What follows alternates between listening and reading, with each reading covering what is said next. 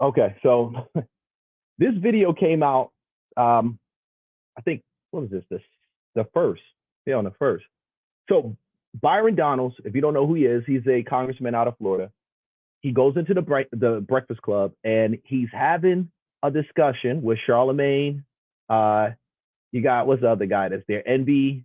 There's another girl that's there, and Angela. Angela. Oh my gosh, you got to see this. And my gosh, from civil lawsuits when they perform their jobs unless they clearly violate a constitutional right. That's exactly what I'm saying. And what is a violation of that right is when they're outside the norms of their training and the protocols of that department or that agency. But here's the main thing, because we can actually go past qualified immunity, because this is the place where you refuse to answer both on Donald Trump's accountability and on the law enforcement that you love so dearly. Right. What we know is that he's seeking full immunity, like the same immunity he now has because of the Supreme Court. Because of the corruption of the Supreme Court, we have now gone beyond civil presidential immunity to criminal presidential immunity. He would like to give that same immunity to law enforcement. True or false? Well, let's expand that a couple True things. True or false? You can't ask a true or false, Angela, because you got to explain the details. No, see, this is the problem. I don't want you to explain the details. Man, did you hear what she just said? I'm going to rewind that back really quick. This is very interesting. In the protocols of that department or that agency. But here's the main thing, because we can actually go past qualified immunity, because this is the place where you refuse to answer both on Donald Trump's accountability and on the law enforcement that you love so dearly. Right. What we know is that he's seeking full immunity, like the same immunity he now has because of the Supreme Court. Because of the corruption of the Supreme Court, we have now gone beyond civil presidential immunity to criminal presidential immunity. He would like to give that same immunity to law enforcement. True or false? Well, let's expand that a couple things. True or false? You can't ask a true or false, Angela, because you got to explain the details. No, see, this is the problem. I don't want you to explain the details, because when you explain Why you the don't details, want people to hear the details, Angela? The fact. details are what the things that matter. You got to explain the details, or then you just talk. You're just talking, and then explain. If you don't explain the details, then you're just talking. Yeah, you don't want to say that because you know that it's not true. So that is not true. You want a true. So what he's explaining to her is the reason why he didn't sign this bill. It was a bill they mentioned. You really got to go look at this whole video. He didn't sign it simply because in the bill, if you are, for example, an officer, you shoot someone, you're operating within the scope. He's saying if you're operating within the scope of your job, okay, then you should be protected. Like they shouldn't be able to sue you and go all the way to your personal assets. He didn't like in that immunity that was removed from the bill, which would allow any officer to be prosecuted if they determine that they operated within the scope, or they can go around and try to attack them. What he's saying is if you operate outside of the scope of your job, okay, you should not have immunity for that. And he's telling her why, because now you're operating outside of your job. So he didn't vote for them to get immunity operating outside of their job. Now, as he breaks it down to Angela Yee, this is the problem that we're having right now when it comes to Republicans and Democrats. God, this is the problem we're having when it comes to people that are in the Republican Party and people that are in the Democratic Party. I'm going to be critical of both, okay? The reason we can't get any communication or a clear conversation going on, and I praise Charlemagne for this, man. Prior to this whole election cycle, if you know, Charlemagne did not have a bunch of people that opposing thoughts on the Breakfast Club. He didn't have a bunch of opposing thoughts. What I noticed over the last few months, ever since he had that run-in with Joe Biden said, "You vote for me, not black," he started to slowly bring in other voices to speak. Vivek Ramaswamy, people like him that come in and they can just give their argument, they can just give their points and so forth. You don't need to attack them. You don't need to. You need to actually listen to what they're actually saying. You don't need to do things to kind of make a good show, Angela. You don't have to, okay? And that's the point. When we can listen to each other, we may disagree. I was listening to the debate the other night. I'm going to hold off on that part right. But okay, I'm going to just say this one part about the debate. We're going to talk about the debate in another video. But I was listening to the debate. Vance and Waltz. There was one time, I think they were speaking about paid leave. for mothers, for family members, paid leave, like a national paid leave type of program, they both agreed to it. And I can tell in the debate, they were like, yeah, Vance has a family. He's got a wife, family. Waltz has a family, he has a wife. They're both in touch with that type of need, and they can see how it can benefit them. Okay, when you have that open dialogue, when you have those conversations, where you're not quick to say I know everything, because I'm gonna tell you I don't know everything. When an opposing thought starts to talk, I want to listen and hear what you have to say, then go back and research it. But she didn't do that. And what's even more grimier about this? Oh, hold on, let them. To a false statement. Congressman, I want to know. I don't want to argue with you. I want to explain the facts. Angela, I don't want to argue with you. I would like to know if you've ever experienced racism. Come on. Yeah, actually, I have. Okay. Angela. Do you believe America? Anyway, Angela, come on. The racist country? No, I don't. Okay, I believe that that's true, because you said in an op-ed on Fox News, as a Black conservative, I, like Senator Scott, agree, and our two lives and the lives of many Black men and women like us are living proof that America is indeed. Now, notice this. She's actually reading off of the computer, off her screen. Same thing. Charlamagne did the same thing, reading off the screen. Envy did the same thing, reading off the screen. Everybody in that studio read off of the screen. But this guy, if you notice, Byron has no screen, and he's answering every question. Now, this was a whole hour and 12 minutes. I'm not going to play the whole hour and 12-minute interview, but you can see they're throwing questions out, just throwing, well, aren't you this? Well, what about this right here? When he gives an answer to it, whether you like the answer, you don't. And he does a deep dive. He actually speaks about being in positions, and this bill happened, and this is the reason, showing you what happens on the back end of this bill creation, some of the fact that goes into it, where you can't turn around and sign off on that and vote for that, because if you vote for that, they may be putting an infrastructure bill together, and in the course of that infrastructure bill, sending $1 billion over to Ukraine. Hold it, this is an infrastructure bill, okay? It's designed for our infrastructure, not Ukraine. So that is the thing I feel a lot of people miss. They wonder why you don't sign, because there's other things in the bill, and I understand that. But we got to get some things done. But Angela doesn't handle it with any type of grace. No longer a racist nation, and by far the best place to reach your fullest potential. And so here's my question. America still is the best place to reach your fullest financial potential. Probably piece of your cut. This is somebody that came up in a third world country. I was born in West Africa. Okay, so I know what goes on right now in my country, and I would vote to be here than there right now. Okay, simply because of the infrastructure and certain benefits which allow us to live a good life here and be able to help our people over there too. You did, however, vote to support the Emmett Till Anti-Lynching Act, along with every member of the House except for 3 Republicans. So I appreciate your bipartisanship there. And what I do know as well. That was a good comment. She appreciated that. Was a good compliment. Because America is in fact a racist country, was founded on such principles. Black men were lynched by the carceral state last week. I'm sure you've heard of Marcellus Williams by now in Missouri, who was convicted by a nearly all-white jury, and Freddie Owens in South Carolina, who was executed despite his friend recanting testimony that Owens was not in fact there. This is the same state, by the way, that allowed for a firing still reading squad off of the screen as an execution option. Black people are about 7.5 times more likely to be wrongfully convicted of murder in the United States than are white folks, and about 80% more likely to be innocent than others convicted of murder, according to a 2022 report by the National Registry of Exoneration.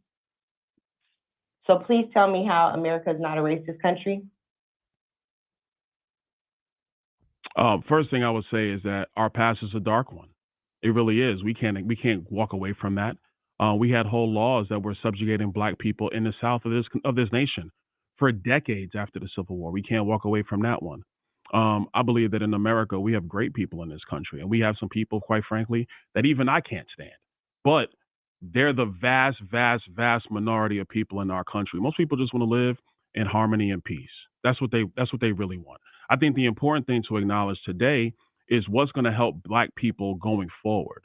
And what's going to help Black people moving forward is economic policy. It's actually wide open energy policy so we can be energy dominant. It's, yes, securing our southern border because we have a situation right now where, yeah, there are more than 15 million illegal aliens in the country. Where do they reside? Mostly in sanctuary cities like New York. Where are they at? Sanctuary states like Illinois, like California. What's happening in those cities? Hospital systems are overrun. Why are they overrun? Because you have people in the country illegally who don't have resources, so they're going into the emergency room. What are they taking up? They're taking resources from poor people in our country, whether they're black, whether they're Hispanic, whether they're white. That's wrong. What about education? We have a situation where in too many inner cities, kids are not reading at grade level.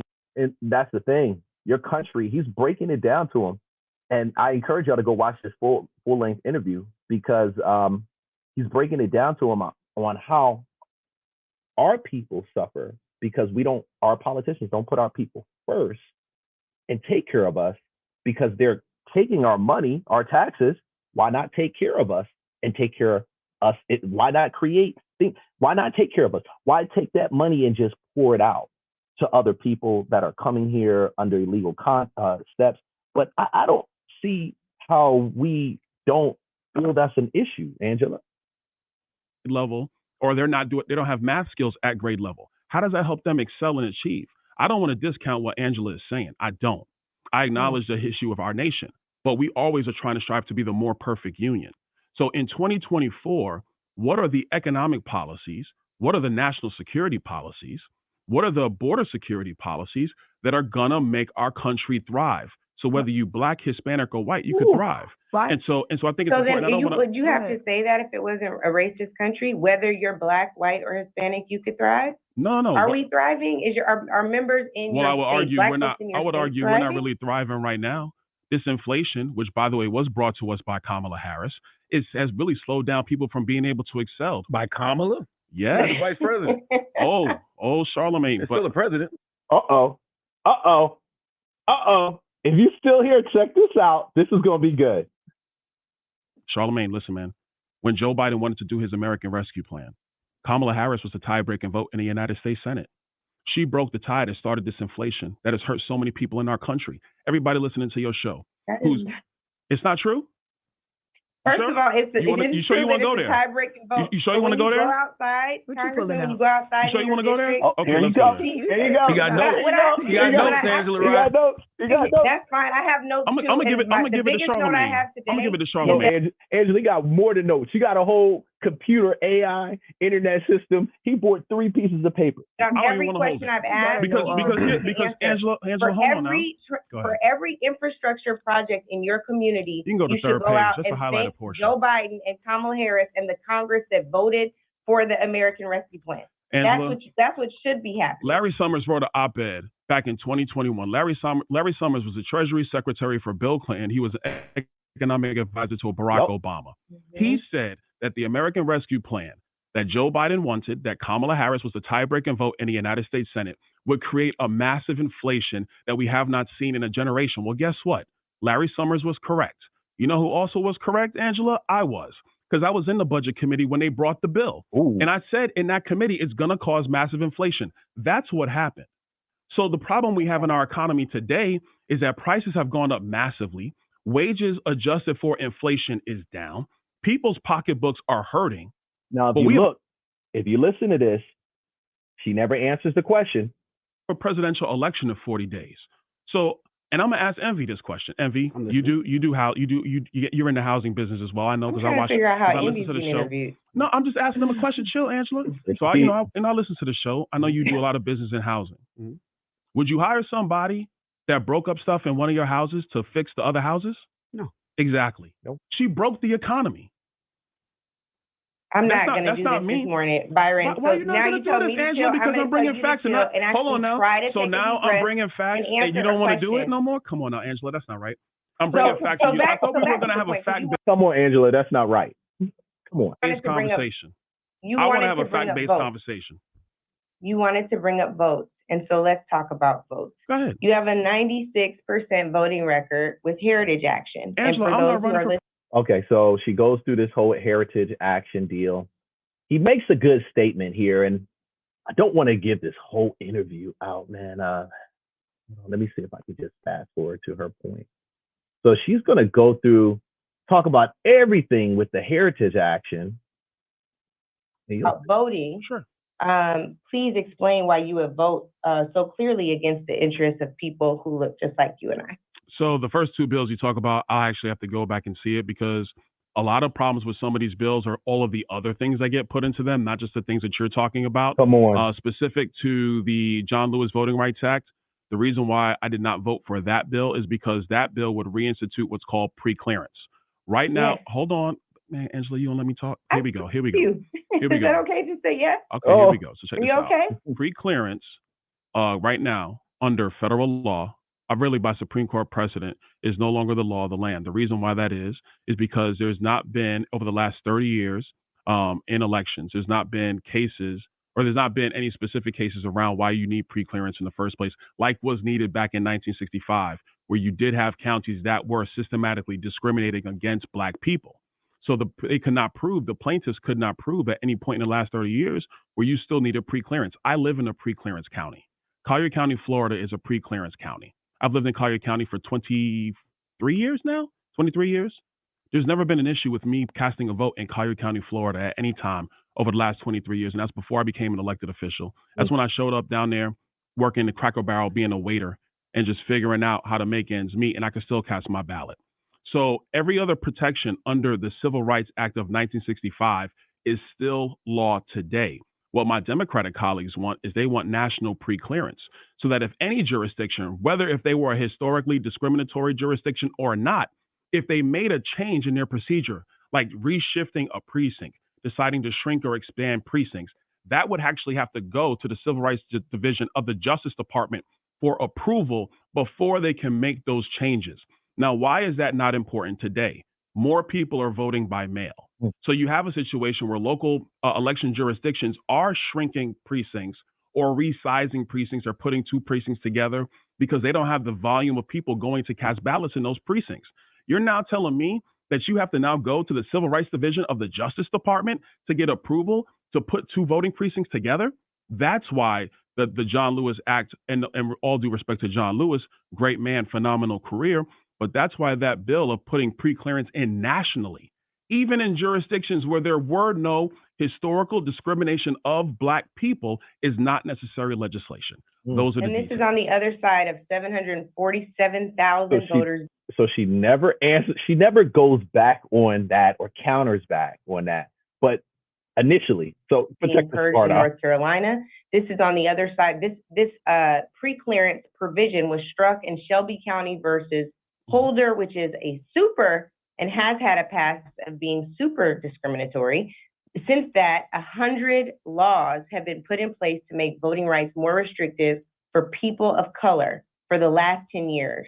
So what you're saying is not factual. So actually, it's very factual. And I remember when Georgia changed their voting law, it was Joe Biden who was down in Georgia talking about how this was not even Jim Crow, was whatever, I forget what he said, Jim Crow or whatever. Jim Crow 2.0. You want to talk about Jim Crow as well? But this is what Joe Biden said. Hold on, let's finish. Let me finish now. So this is what Joe Biden said back in 2022, I think is what he said. What happened with Georgia's new voting law that I would assume, I'm going to assume, Angela, I don't know for sure, I haven't seen what you said, that I would assume you would say is restrictive of Black people. In Georgia in 2022, there was record turnout of Black voters in the state of Georgia. Record turnout. I'm assuming in 2024, because those are the trends in the state of Georgia, you're going to have record turnout of Black voters in 2024.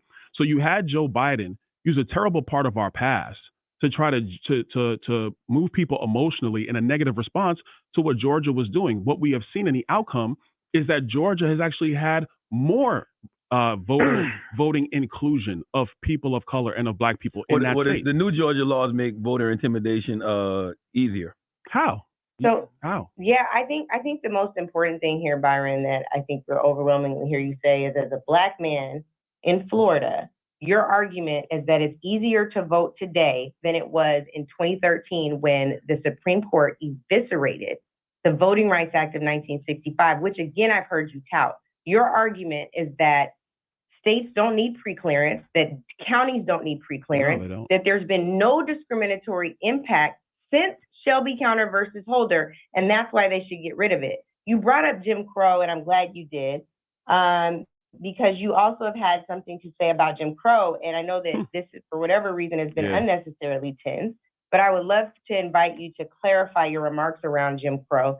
Okay, so he gets into clarifying and making it clear, makes some really good statements, really good facts. Now, this is the thing. I'm going to show you one thing that kind of got me about this, and I don't always get this. And you may think I'm getting crazy on this and it's just me, but let me open this up so you can actually see. Now, I'm happy. When I looked at the comments in this, I am beyond happy that you got people over here that are actually saying things like, I don't think they did any research. Byron cooks CNN on the regular. This is a light work. Angela, listen, come on. I don't want to know the details. That's the main problem. We don't want to know the details. Now, this is coming from your own chat.